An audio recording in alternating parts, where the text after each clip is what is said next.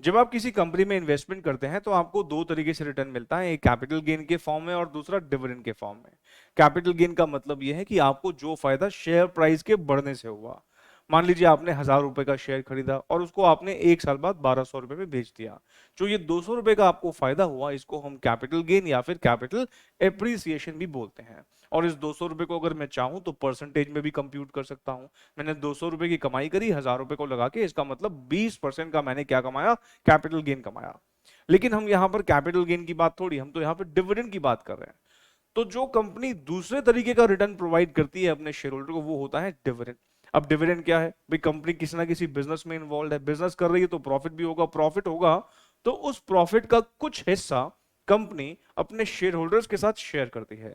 मतलब हम जो प्रॉफिट कमाते हैं उसका कुछ हिस्सा डिस्ट्रीब्यूट कर देते हैं शेयर होल्डर में, और वो डिस्ट्रीब्यूटेड प्रॉफिट्स को ही हम डिविडेंड बोल देते हैं। और इस डिविडेंड को मैं अगर परसेंटेज में कंप्यूट कर दूं इन्वेस्टर के पॉइंट ऑफ व्यू से, तो फिर वो एक रेशो का नाम ले लेती है जिसका नाम है डिविडेंड यील्ड रेशो। आइए जरा समझने की कोशिश करते हैं कैसे कंप्यूट होती है। मान लीजिए किसी कंपनी का शेयर प्राइस मार्केट में चल रहा है 1,000 रुपए। मतलब हम स्टॉक मार्केट में देखते हैं तो इस कंपनी का शेयर प्राइस 1,000 रुपए का चल रहा है। जब मैंने कंपनी की और इंफॉर्मेशन निकाली, बैलेंस शीट वगैरह देखी, तो वहां दिखा कि कंपनी का फेस वैल्यू जो है वो 10 रुपए का है। दिमाग में सवाल ये उठ सकता है कि सर क्या मार्केट प्राइस और फेस वैल्यू में इतना फर्क होता है? बिल्कुल होता है। एमआरएफ का देख लोगे तो उसका तो मार्केट प्राइस आज के तारीख में 80,000 के आसपास चल रहा है, उसका तो बहुत बड़ा ही फर्क है, फर्क होता है। और इस दोनों के बीच में, मार्केट प्राइस और फेस वैल्यू के बीच में इतना फर्क क्यों होता है? हालांकि इनके कारणों पे एक सेपरेट वीडियो बन सकती है, बट स्टिल मैं मोटे मोटे तौर पर आपको बताऊं। मान लीजिए एक कंपनी नई नई बनाई गई और उसका शेयर का दाम 10 रुपए रखा गया, और वो कंपनी हर साल कुछ ना कुछ प्रॉफिट्स कमाएगी। अब वो जब प्रॉफिट्स कमाएगी, मान लो लगातार प्रॉफिट्स कमाती जा रही है, कमाती जा रही है, पिछले 20 सालों से लगातार बहुत जबरदस्त प्रॉफिट्स कमाए हैं, तो उस कंपनी की बैलेंस शीट में अब बहुत सारे प्रॉफिट्स इकट्ठे हो गए हैं और वो रिजर्व्स एंड सरप्लस के नाम से दिखते हैं। उनको ना हम इस फेस वैल्यू में नहीं जोड़ते, वो अलग से दिखाए जाते हैं बैलेंस शीट में रिजर्व्स एंड सरप्लस के नाम से। अब जरा सोचिए, जब ये प्रॉफिट कमाए जा रहे हैं तो ये 10 रुपए जो हमारी बैलेंस शीट में लिखा है इसके साथ छेड़खानी नहीं करती, पर जो मार्केट, स्टॉक मार्केट में जो प्राइस चल रहा है वो रिफ्लेक्ट करता जाता है इस प्रॉफिट्स को। मतलब क्या, आपने कभी देखा हो जब भी कंपनी के क्वार्टरली या एनुअल रिजल्ट्स डिक्लेयर होते हैं और वो बहुत अगर अच्छे हों, मतलब प्रॉफिट्स बहुत ज्यादा उसमें शो होते हैं, तो कंपनी का मार्केट प्राइस ऊपर की तरफ बढ़ जाता है, तो वो उन प्रॉफिट को रिफ्लेक्ट करने लगता है। लॉसेस के केस में उल्टा हो जाता है, अगर किसी कंपनी के लॉसेस आ रहे हो तो शेयर प्राइस आपको गिरता हुआ दिखेगा।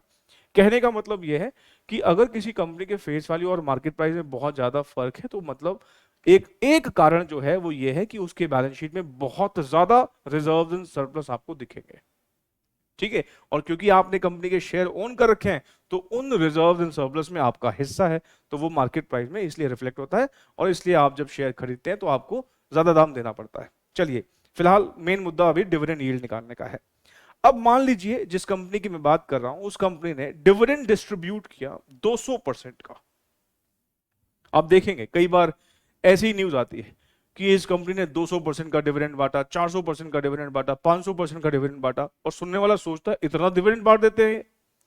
लेकिन ध्यान देने वाली बात यह है कि ये जो डिविडेंड का परसेंटेज है ये अप्लाई होता है कंपनी के फेस वैल्यू पर। किस पर अप्लाई होता है? कंपनी के फेस वैल्यू पर, कंपनी के मार्केट प्राइस पर अप्लाई नहीं करते इसको। भाई मार्केट प्राइस तो बदलता जाएगा, सोमवार को कुछ है, मंगलवार को कुछ है, बुधवार को कुछ और ही है। मैंने 1,000 रुपए का शेयर खरीदा, मेरे दोस्त ने मान लो ये कुछ दिन के बाद खरीदा, 1,020 में खरीदा, किसी और ने 3 साल पहले इसको 600 रुपए में खरीदा था। भाई मार्केट प्राइस तो हर एक इन्वेस्टर का अलग अलग है। तो कंपनी क्या करती है, जब डिविडेंड बांटती है तो वो फेस वैल्यू के कॉन्टेक्स्ट में बांटती है, और फेस वैल्यू जो है वो कंपनी की जनरली बदलती नहीं है। तो 10 रुपए का 200% कितना हो गया? ये डिविडेंड कितना बांट रही है? 10 रुपए का 200% अगर आप कैलकुलेटर पे निकालोगे तो 20 रुपए आएगा। मतलब ये कि इस कंपनी ने एक शेयर पर 20 रुपए का डिविडेंड बांटा है। अब जरा ध्यान से सोचें, ये 20 रुपए का डिविडेंड कमाने के लिए मुझे कितने का इन्वेस्टमेंट करना पड़ा? मेरे को ये शेयर कितने का पड़ा? 1,000 रुपए का। तो मेरे लिए ये डिविडेंड यील्ड कितना हुआ? मात्र 2%। आप देख रहे हैं 2%, मतलब 20 रुपए का डिविडेंड मुझे मिला, और ये 20 रुपए का डिविडेंड कमाने के लिए मुझे ₹1000 की इन्वेस्टमेंट करनी पड़ी तो कितना हुआ 2%। ज्यादातर शेयर्स का आप अगर देखोगे स्टॉक मार्केट में डिविडेंड यील्ड हद से हद मैं कह रहा हूं 1 से 2% के आसपास होता है। एमआरएफ का देख लोगे तो आज के टाइम पे 0.19% है, मतलब आज के मार्केट प्राइस के हिसाब से। कल वो बदल जाएगा क्योंकि मार्केट प्राइस बदल जाएगा। अगर किसी कंपनी का डिविडेंड यील्ड बहुत ज्यादा है ना, तो आप चेक करना उसका कैपिटल गेन बहुत ज्यादा अच्छा नहीं होगा। जैसे हम कई पीएसयूज का देखते हैं, डिविडेंड ट्रैक रिकॉर्ड बहुत अच्छा होता है पर कैपिटल गेन के पैरामीटर में वो ज्यादा अच्छी नहीं दिखते। और अगर डिविडेंड यील्ड बहुत ज्यादा हो जाए ना, फिर तो घबराने वाली बात भी है। घबराने वाली बात क्यों है, आप जरा सोचिए। मान लीजिए कि इस कंपनी का जिसकी मैं बात कर रहा हूं उसका कोई फ्रॉड सामने आ गया, और फ्रॉड सामने आते ही कंपनी के शेयर्स बिकने शुरू हो गए, और जब ज्यादा शेयर्स बिकेंगे तो प्राइस गिरना शुरू हो जाएगा। मान लो गिरते गिरते इस कंपनी का शेयर प्राइस ₹200 पे पहुंच गया। अब जब इसका अलग अलग वेबसाइट्स पे डिविडेंड यील्ड निकल रहा होगा, पता है डिविडेंड यील्ड अब वो कितना बताएंगी सारी की सारी वेबसाइट्स, वो कहेंगी देखो इस कंपनी का शेयर प्राइस ₹200 चल रहा है, और इस कंपनी ने जो आखिरी डिविडेंड बांटा था वो ₹20 का बांटा था, तो ₹20 का डिविडेंड मिल रहा है ₹200 का इन्वेस्टमेंट करके, तो वो कहेंगे 10% का डिविडेंड यील्ड है। अब बेचारा एक नया मासूम इन्वेस्टर क्या सोचेगा, 10% का डिविडेंड ट्रैक रिकॉर्ड, बढ़िया कंपनी है, लगाओ पैसा। लेकिन अब तो इस कंपनी में अगर पैसा लगा हुआ है तो निकालने का वक्त आ गया, क्यों, फ्रॉड सामने आ गया। और 10% का डिविडेंड तो ये तो आज के टर्म्स में है, पिछले साल के डिविडेंड के हिसाब से है। अब मुझे बताइए, फ्रॉड सामने आ गया, इसका मतलब प्रॉफिट मैनिपुलेटेड है। अगले साल हो सकता है ये कंपनी डिविडेंड डिक्लेयर ही ना करे, मतलब अगले साल का बताए इसका डिविडेंड यील्ड कितना होगा, 0%। क्यों, डिविडेंड पर शेयर जीरो। अगले साल मार्केट प्राइस कुछ भी चल रहा हो, क्योंकि न्यूमरेटर में जीरो है तो डिविडेंड यील्ड कितना आएगा, 0%। क्या कंपनीज का डिविडेंड यील्ड 0% हो सकता है, बिल्कुल हो सकता है। डिविडेंड बांटना कोई कंपल्जन थोड़ी है, कितनी कंपनियां डिविडेंड बांटती ही नहीं। ये बोलकर कि हमें पैसा चाहिए फैक्ट्री लगाने के लिए, प्लांट लगाने के लिए, मतलब बिजनेस को बढ़ाने के लिए पैसा चाहिए, इसलिए डिविडेंड नहीं बांट रहे। और कई बार तो सच में कंपनियां ही चोर कंपनियां होती हैं, प्रॉफिट फालतू के दिखा रखे होते हैं, सच्चाई में होते नहीं, तो वो किस मुंह से डिविडेंड बांटेगी। तो वो डिविडेंड फिर ऐसी कंपनियों का आप देखोगे डिविडेंड यील्ड जो होगा वो 0% होगा।